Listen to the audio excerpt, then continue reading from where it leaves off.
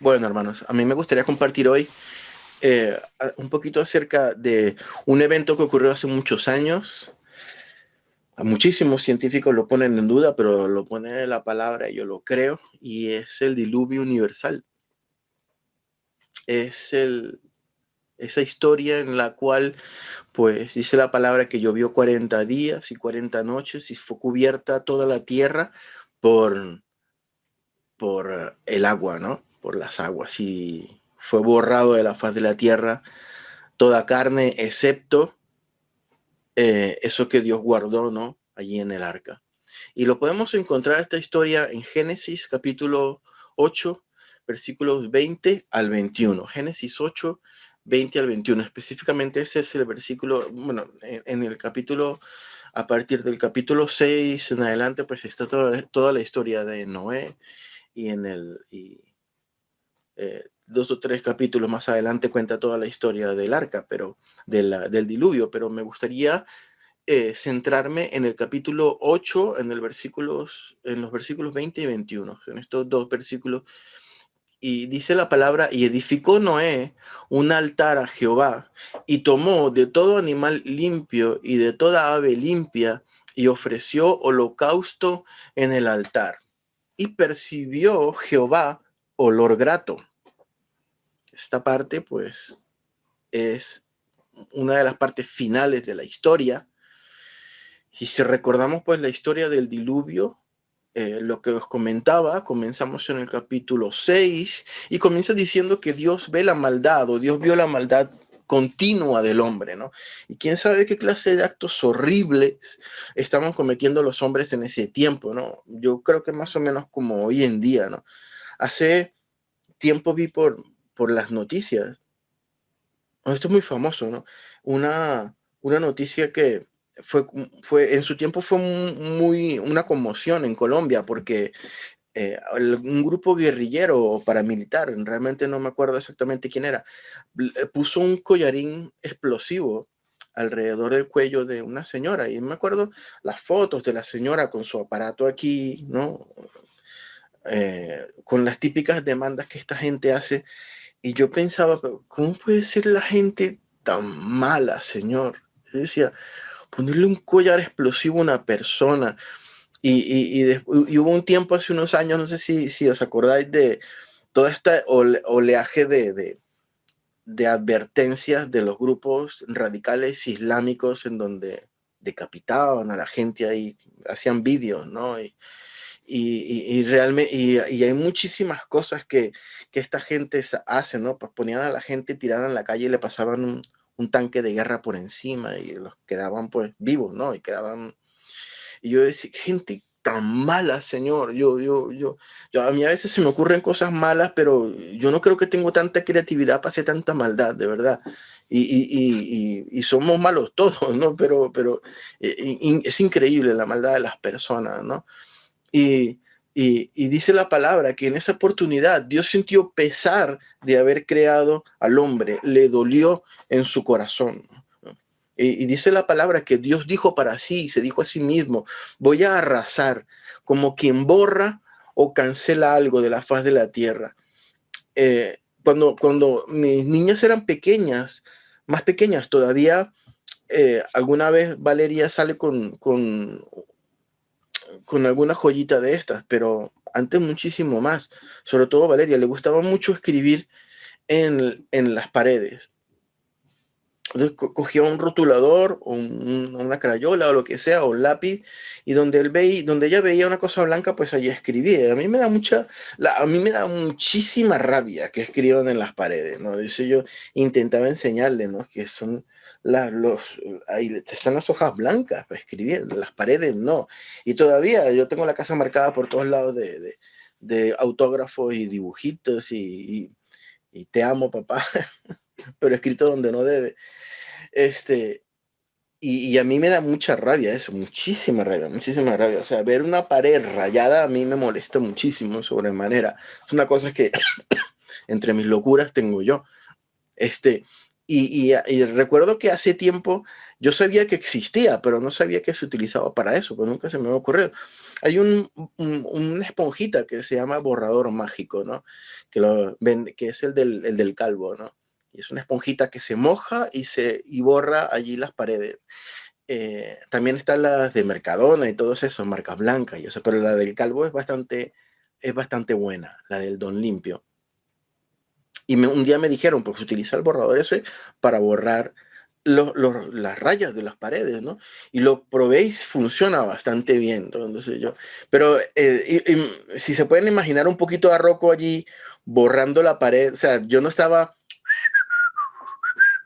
borrando la pared así, o sea, yo la mojaba y esta niña que raya las paredes no, y le aplicaba presión y lo borraba. Al final lo borraba, pero lo hacía así con molestia y eso, porque me había rayado la pared, ¿no? O sea, pensando, pues estas rayas horribles están aquí, esto tiene que desaparecer, esto no es un error, no pueden estar aquí, ¿no? Y la palabra original que utiliza el autor allí de Génesis para decir raer o borrar o limpiar, el significado es muy parecido a lo que yo hacía con la esponja en la pared, ¿no? Así como aplicar presión sobre algo para intentar borrar o arrastrar el sucio o lo que está mal, ¿no? Es muy parecido el significado. Y eso me dio algo en qué pensar, que quería compartir con vosotros en esta mañana, ¿no?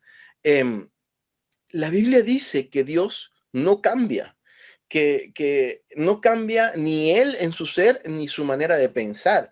Vamos a leer tres pasajes. El primero está en Malaquías, capítulo 3, versículo 6. Malaquías 3, 6. Dice la palabra, porque yo, Jehová, no cambio. Por esto, los hijos de Jacob no habéis sido consumidos. Yo, Jehová, no cambio. Santiago capítulo 1, versículo 17 dice, toda buena dádiva y todo don perfecto descienden de lo alto, donde está el Padre que creó las lumbreras celestes y que no cambia como los astros, ni se mueve como las sombras. En él no hay sombra de variación, dice la versión Reina Valera, ¿no? Números capítulo 23, versículo 19. Dice, Dios no es un simple mortal para mentir y cambiar de parecer. ¿Acaso no cumple lo que promete ni lleva a cabo lo que dice? El saber que Dios no cambia ni cambia su manera de pensar, me presenta, por lo menos a mí, me presenta un dilema, ¿no? Y específicamente dos problemas a la luz de la historia que estamos revisando hoy, que es la historia del diluvio. El primer problema tiene que ver con el hecho que podemos leer que Dios se arrepintió, dice la palabra, se arrepintió. Arrepentirse es cambiar su manera de pensar, cambiar su manera de percibir algo, ¿no? Y cambiar completamente lo que sentía dentro, ¿no? Pero se arrepintió de crear al hombre. Y esto puede parecer un poquito una inconsistencia o una incoherencia en cuanto a la naturaleza divina de Dios, porque si leemos que Dios no cambia, ¿cómo es posible que Dios va a arrepentirse de algo que hizo en un momento? ¿No? ¿Acaso Dios no sabía que iba a pasar todo esto? Es un poco complicado entender esto, ¿no? Si Dios no cambia, ¿cómo cambió su manera de ver a la raza humana, ¿no? Y arrepintiéndose en su corazón. Yo creo que la primera pregunta tiene una sencilla respuesta. Dios no cambia ni cambió en la manera de ver al hombre. La palabra utilizada en el original y en algunas versiones que dice se arrepintió, significa en realidad sintió una pena profunda y un gran dolor en su corazón. Sintió una pena profunda y un gran dolor en su corazón. Dios no cambia, su naturaleza no cambia, pero reacciona ante un acontecimiento o ante una manera de suceder de las cosas. Y esto es lo que pasó. Causó dolor en el corazón de Dios, el comportamiento del hombre en ese momento, ¿no? Y el problema número dos que se nos presenta es que si Dios sintió dolor en su corazón, si Dios sintió un profundo dolor en su corazón hasta el punto de borrar al hombre de la faz de la tierra, ¿qué ha cambiado? Desde entonces, ¿qué ha cambiado? ¿No? Porque si Dios hizo eso, era para cambiar algo, ¿no? ¿Qué ha cambiado desde ese tiempo? ¿No debería ser acaso el comportamiento coherente de Dios que no cambia? Sentir pena en su corazón, o sea, seguir sintiendo pena en su corazón por el comportamiento del hombre hoy en día, porque a mí me parece que nosotros poco hemos cambiado desde ese tiempo o hemos mejorado. Eh, yo creo que no, ¿no? Pero la respuesta a esta segunda pregunta, para mí, yo creo que es muy dura, es muy difícil de digerir, pero es la verdad. Dios no cambia y su juicio a raíz del dolor que le causa una creación necia, una creación malvada y una creación desobediente sigue igual, le sigue causando el mismo dolor. Pero hay algo que también forma parte de la naturaleza divina y es su misericordia y su gracia que también está allí en su corazón. Y esa gracia y esa misericordia alcanzó a este hombre protagonista de nuestra historia, la que estamos viendo, que se llama Noé, ¿no? Noé no participaba de la mala conducta de las demás personas que vivían en esa época, ¿no? Y llama la atención que Noé no era cristiano, ¿no? En ese tiempo el cristianismo no existía, tampoco era judío, en ese tiempo el judaísmo no existía, no era un religioso. La Biblia solo dice que era justo y perfecto en sus generaciones y que Dios tuvo misericordia de él. Y esa misericordia se materializa a través de un pacto entre Dios y Noé. Y obviamente, y todos los descendientes de Noé, desde Noé hasta el día de hoy, ¿no? Ese pacto decía que nunca más Dios iba a destruir la tierra con un diluvio, con el arco el arco iris, que todos conocemos la historia, ¿no? Eh, y Dios se acordaría de ese pacto, ¿no? Poniendo este arco iris todas estas veces. Pero la verdad es que Dios no cambia, Dios no ha cambiado y el hombre tampoco, ¿no? Y su maldad sigue ofendiendo a Dios, pero su pacto y su misericordia siguen vigentes. Hasta el día de hoy podemos ver en el cielo arco iris cuando llueve o cuando está así con mucha humedad el ambiente y podemos recordar, no sé si a ti te pasa, pero yo recuerdo cuando veo eso, la misericordia de Dios y el pacto divino que hasta el día de hoy podemos nosotros tener, que es que Dios no iba a destruir nuevamente la tierra, por lo menos con un diluvio. Y la historia, pues, seguimos, la sabemos, ¿no? Dios le dice a Noé que va a llover, que va a caer un diluvio y que construya un arca, que era básicamente un barco para meter animales, como ya nosotros lo sabemos, ¿no? Este barco tenía unas dimensiones y formas específicas que Dios le revela a Noé. Y no nos vamos a detener ahora en esto, ¿no? Pero Dios le dice que meta en el arca animales de cada especie por pareja, ¿no? Y una pareja de animales de los considerados inmundos, seguramente Dios se los habrá indicado porque en ese momento pues no había esa distinción, por lo menos desde el punto de vista de la Torá, de la Biblia, ¿no? Y, y 7 parejas de animales de los considerados puros. Y para resumir, pues viene el diluvio, 40 días y 40 noches, todos los animales sobre la tierra mueren a causa de las inundaciones, deja de llover, las aguas comienzan a bajar y después de algunos meses el arca de Noé se posa ahí en tierra y Noé y su familia pues pueden salir del arca así como los animales, ¿no? Me imagino que Noé empezó a pues, abrir y los animales empezaron a salir y siguieron pues poblando la tierra. Y dice la palabra en Génesis 8, 20 y 21, que cuando todo eso acontece, después que todo eso pasa, ya lo vimos al principio, edificó Noé un altar a Jehová y tomó de todo animal limpio y de toda ave limpia y ofreció holocausto en el altar. Y percibió Jehová olor grato.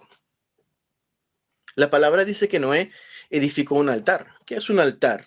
O sea, un altar era una estructura sobre la cual se ofrecían sacrificios a Dios, normalmente de animales, ¿no? Y normalmente era una estructura de piedra que se elevaba para poner encima el sacrificio.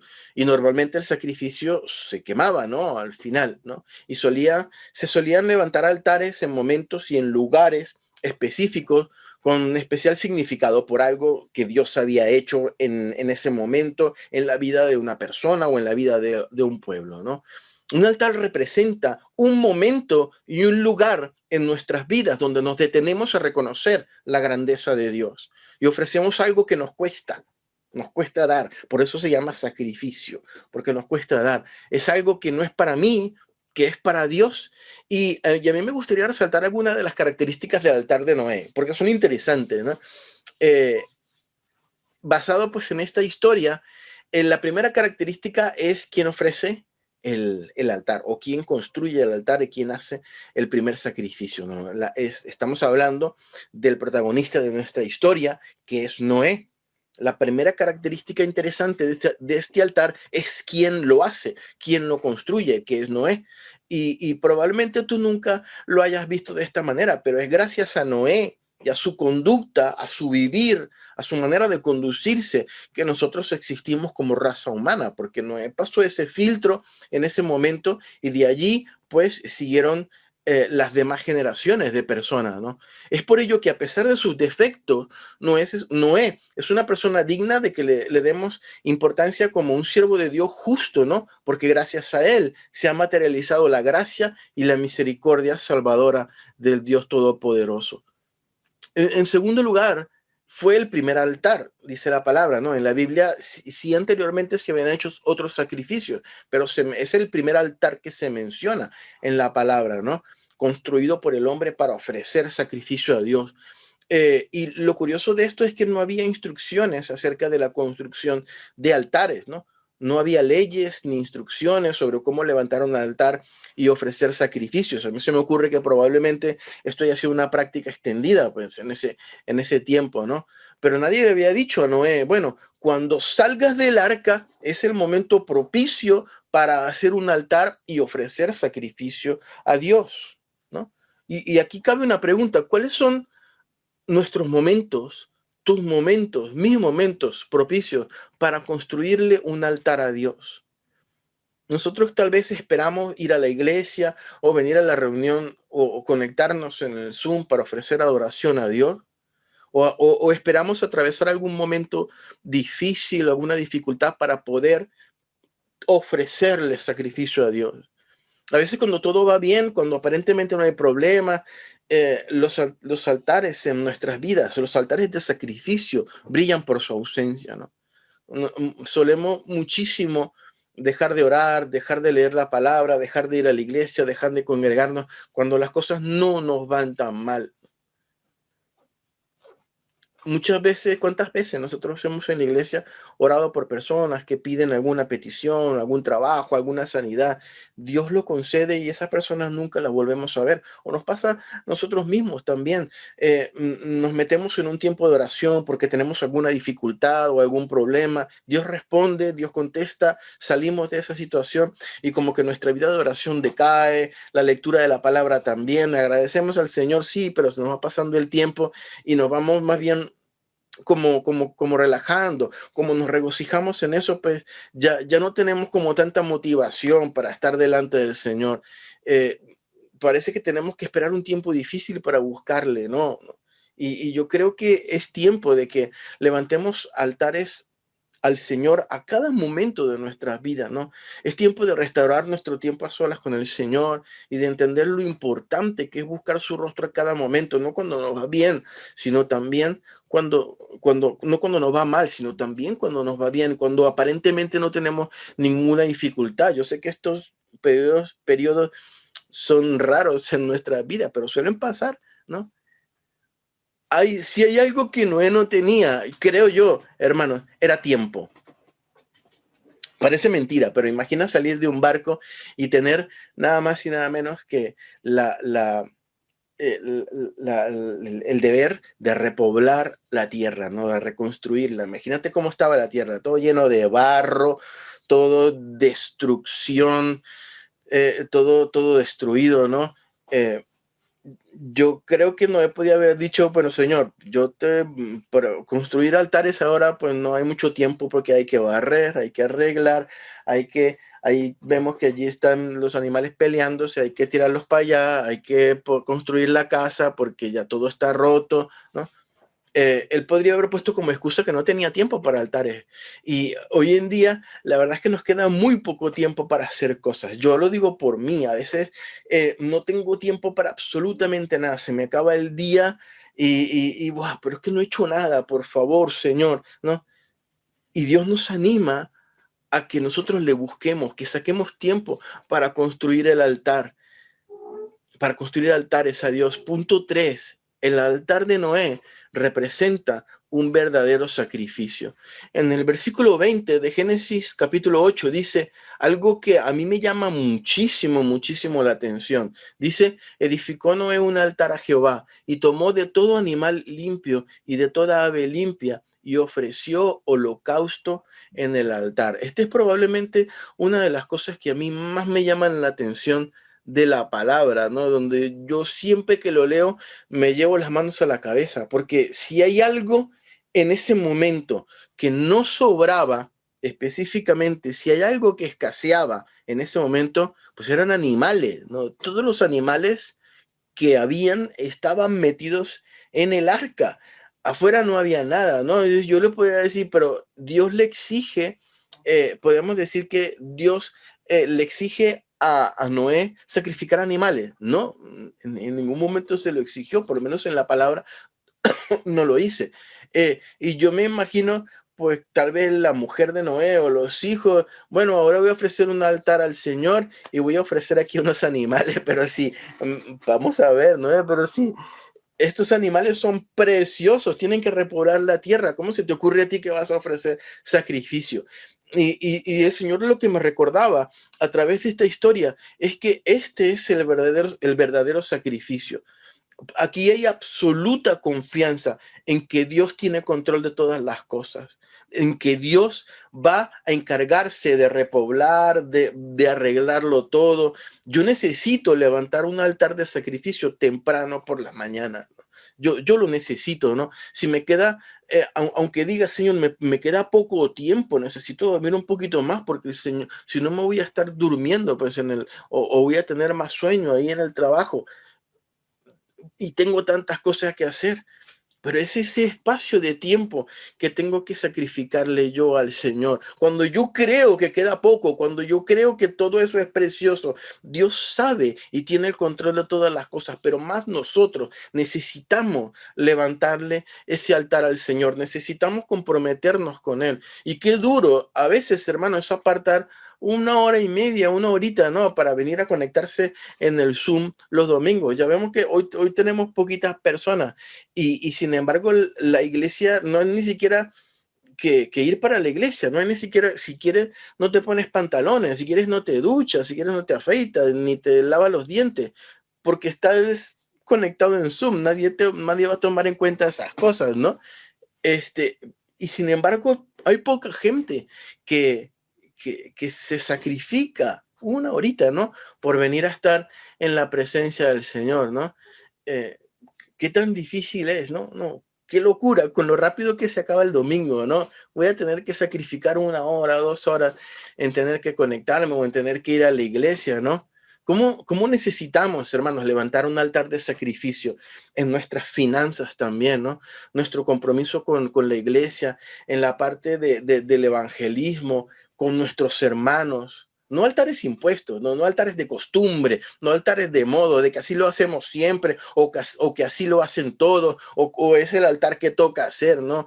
Ese tipo de altares no le agrada al Señor, son altares que voluntariamente levantamos para adorar, aunque el momento, el lugar, tal vez no sea el que nosotros nos guste más o el momento más propicio para hacerlo, ¿no?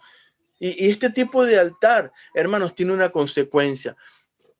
Si nosotros nos ponemos a pensar en ese momento, probablemente había muchísimas criaturas muertas alrededor y de la tierra, ¿no? Después del diluvio, ¿no? Todos esos animales que murieron ahogados, ¿no? Y probablemente el olor no comenzaba a ser el mejor, ¿no? Pero la Biblia dice en el versículo 21, independientemente de todo eso, percibió Jehová olor grato, ¿no? Así fue como el Señor percibió el altar de Noé como un olor grato, ¿no? Después de eso hizo el pacto de Dios con Noé de que nunca más destruiría al hombre a pesar de su maldad, y menos a través de un diluvio. Pero me encanta esta última parte, donde para el Señor el altar de Noé fue olor grato, independientemente de todo el desastre que había alrededor.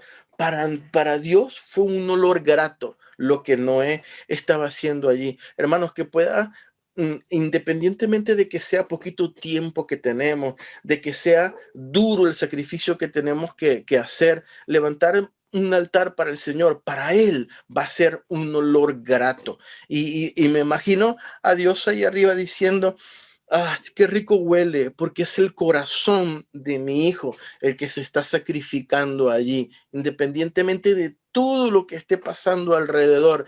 Es mi hijo el que está levantando su corazón en sacrificio. Y ese es el verdadero altar que Dios quiere que levantemos, queridos hermanos. Gracias al Señor por su palabra, y gracias, hermanos, por el tiempo que nos podemos tener para compartir aquí un poquito acerca de la palabra del Señor. Damos gracias.